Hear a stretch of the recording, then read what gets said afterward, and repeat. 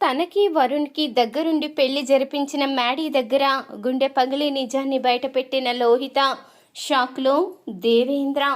ఇక ఎంతగానో సంతోషపడిపోతూ ఉంటుంది నాగవల్లి అయితే.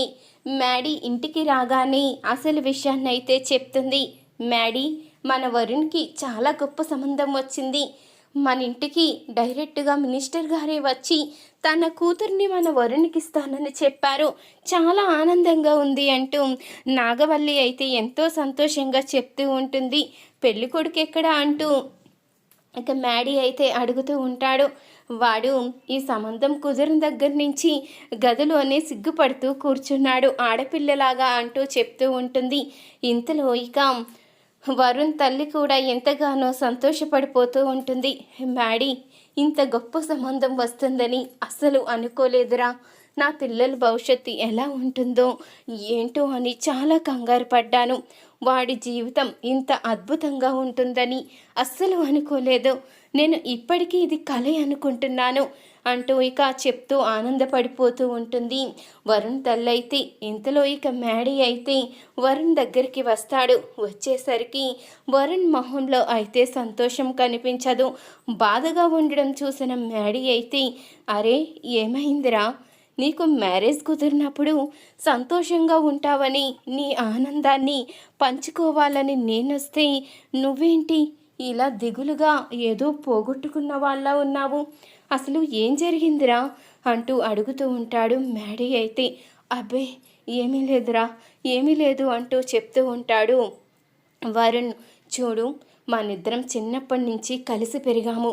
నీకు ఏదైనా కష్టం కలిగినా బాధ కలిగినా నాతో పంచుకునేవాడివి. మరిప్పుడు ఎందుకు నిజం చెప్పడం లేదు అంటూ అడుగుతూ ఉండగా, నీతో కాక నా బాధని ఎవరికి చెప్పుకుంటాన్రా? చెప్తాను. నేను లోహితాన్ని ప్రేమించాను. లోహిత కూడా నన్ను ప్రేమిస్తుంది. మేమిద్దరం ఒకరికొకరు ఐ లవ్ యూ కూడా చెప్పుకున్నాము. ఈ విషయాన్ని ఇంట్లో చెప్పాలి అనుకునే లోపే ఈ సంబంధం కుదిరింది. మామయ్యతో విషయాన్ని చెప్పలేను. ఈ పెళ్ళొద్దని చెప్తే మామయ్యకి అత్తయ్యకి చాలా కోపం వస్తుంది. అందుకే మాట్లాడలేకపోయాను అంటూ వరుణ్ అయితే చెప్పగానే, ఇంతలో ఈ మాట విన్న వరుణ్ తల్లైతే, చూడు వరుణ్, నువ్వు అలాంటి పని చేస్తే నా మీద ఒట్టే. నీకు మంచి సంబంధం వచ్చింది. ప్రేమ దోమ ఇలాంటివన్నీ పక్కన పెట్టి మామయ్య తీసుకొచ్చిన సంబంధాన్ని నువ్వు ఒప్పుకొని తీరవలసిందే. ఇప్పుడు మనం ఇలా సంతోషంగా ఉంటున్నాము అంటే దానికి కారణం మామయ్యే. నువ్వు గనక మినిస్టర్ గారి సంబంధం వద్దని చెప్తే అక్కడ మామయ్య రాజకీయ జీవితానికి దెబ్బ పడుతుంది. అప్పుడు మామయ్య మనల్ని ఎప్పటికీ కూడా క్షమించడు. మా అన్నయ్య గనక దూరం పెడితే నేను ఎట్టి పరిస్థితిలో తట్టుకోలేను. ఆలోచించుకో. నువ్వు గనక ఈ పెళ్ళి చేసుకోకపోతే నేనంటే ఇష్టం లేనట్టి. ఈ తల్లి మీద ఎలాంటి గౌరవం ఉన్నా, ఎలాంటి మర్యాద ఉన్నా నువ్వు ఖచ్చితంగా మినిస్టర్ గారు సంబంధం చేసుకోవలసిందే అంటూ చెప్పి వెళ్ళిపోతుంది. అప్పుడు వరుణ్ అయితే చాలా బాధపడుతూ ఉంటాడు. చూసావు కదరా నా పరిస్థితి ఎలా ఉందో. నేను ఇప్పటి వరకు నాకు అది ఇష్టం ఇది ఇష్టం అని ఎప్పుడూ కూడా అడిగిందే లేదు. జీవితంలో మొదటిసారి నాకు ఇష్టమైన లైఫ్ పార్ట్నర్ని ఎంచుకునే అవకాశం వచ్చింది. నేను లోహితాని ఇష్టపడ్డాను. అలాగే లోహిత కూడా నన్ను ఇష్టపడింది. మేమిద్దరం ఒకరినొకరు అర్థం చేసుకున్నాము. మేమిద్దరం పెళ్లి చేసుకుంటే మా జీవితం ఆనందంగా ఉంటుంది.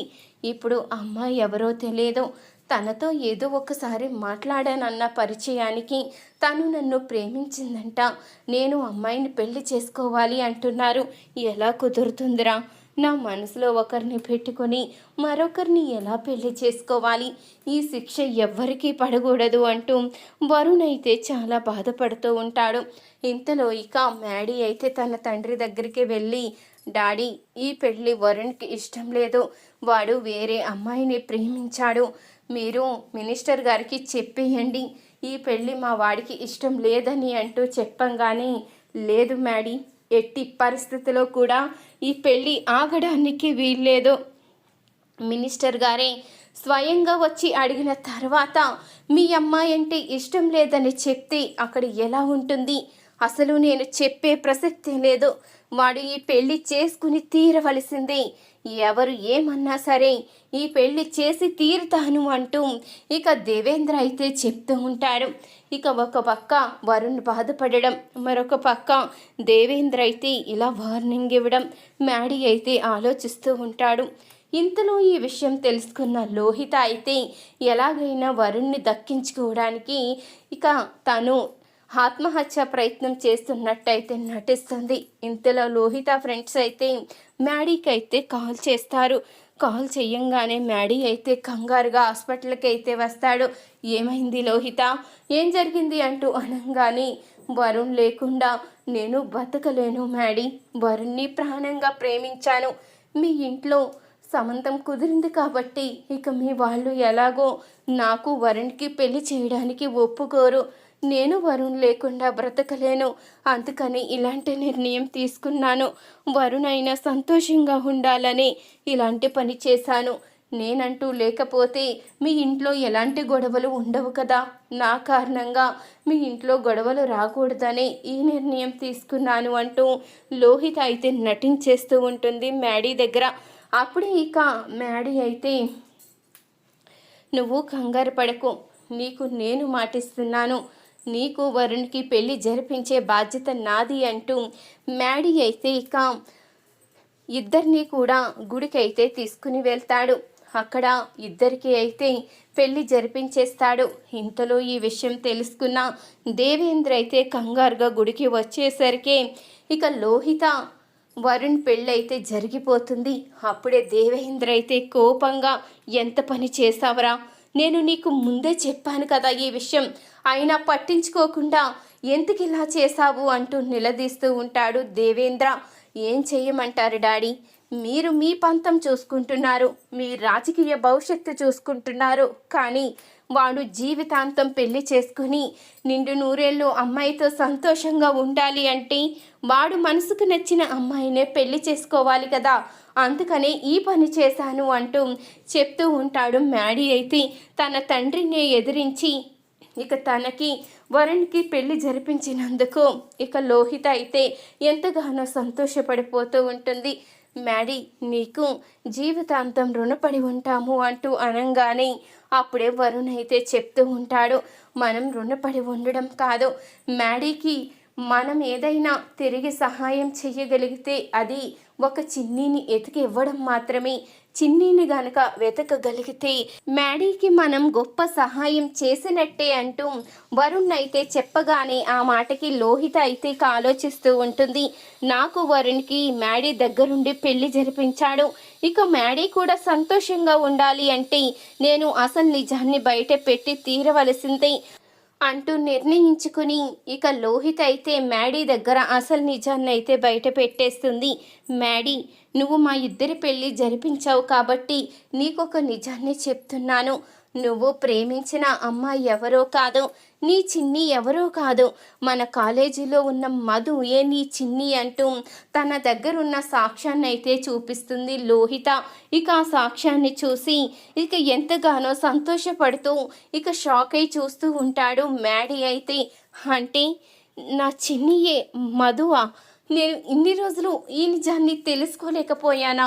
నువ్వెలా తెలుసుకున్నావు లోహిత అంటూ అనగానే, నీ ఫోన్లో ఉన్న ఫోటో చూసి తెలుసుకున్నాను, వాళ్ళ ఇంట్లో చిన్ని ఫోటోలు చూశాను అంటూ ఇక తన దగ్గరున్న ఫొటోస్ అయితే చూపిస్తుంది లోహిత.